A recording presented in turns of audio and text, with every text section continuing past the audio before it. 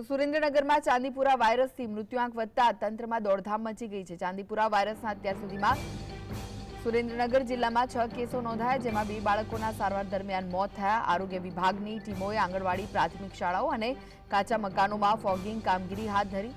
તાત્કાલિક 278 ટીમો કામે લગાવવામાં આવી। એવામાં બાળકોને તાવ આવવો, આંચકી આવે, શરીરના નબળાઈ આવી જાય, તાત્કાલિક સારવાર માટે ખસેડવા માટે આરોગ્ય વિભાગે અપીલ કરી છે। જિલ્લામાં કાચા મકાનોનો સર્વે હાથ ધરી ત્યાં પણ ફોગિંગની કામગીરી કરવામાં આવી। સુરેન્દ્રનગરની અંદર વધારે કેસ આપણે ચાંદીપુરાના દેખાય છે, એને અનુલક્ષીને આરોગ્યની ટીમ આજ રોજ ગામમાં આવી અને બધાને સમજણ આપેલી।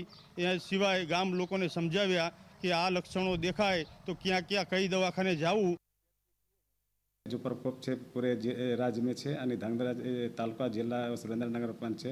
जो મેલાથીન ડસ્ટિંગ અને સ્પ્રેઇંગ કામગીરી બાડી વિસ્તાર, ગામડા વિસ્તાર દરેક જગ્યાએ ચાલુ છે। મારા 47 સબ સેન્ટર છે, એટલે 47 जो મેલ વર્કરો છે, સુપરવાઇઝરો છે, એ બાડી વિસ્તાર સુધી પહોંચીને બધા ડસ્ટિંગ કામગીરી ચાલુ કરી। વધુ માહિતી માટે જોડાઈ ગયા છે સંવાદદાતા ફઝલ। ફઝલ, ચાંદીપુરાનો કહેર સુરેન્દ્રનગરમાં જોવા મળી રહ્યો છે, સાથે જ તંત્ર પણ હરકતમાં આવ્યું છે અને ફોગિંગની કામગીરી થઈ રહી છે, શું વિગતો છે?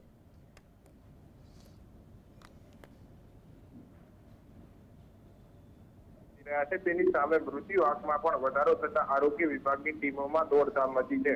ખાસ કરીને ચાંદીપુરા વાયરસની જો અત્યાર સુધીની વાત કરવામાં આવે તો સુરેન્દ્રનગર જિલ્લામાં 6 કેસો દાખલ થયા છે, જેમાં સારવાર દરમિયાન રાજકોટની જે સિવિલ હોસ્પિટલ છે ત્યાં 2 બાળકોના સારવાર દરમિયાન મોત નિપજવા પામ્યા છે। ત્યારે આ મુદ્દે જિલ્લા કલેક્ટરના આદેશથી આરોગ્ય વિભાગની 278 જેટલી ટીમો કામે લગાવવામાં આવી છે। સુરેન્દ્રનગર શહેર તેમજ ગ્રામીણ વિસ્તારોમાં આવેલી આંગણવાડી, પ્રાથમિક શાળાઓ, કાચા મકાનોમાં ફોગિંગ કામગીરી હાથ ધરવામાં આવી રહી છે।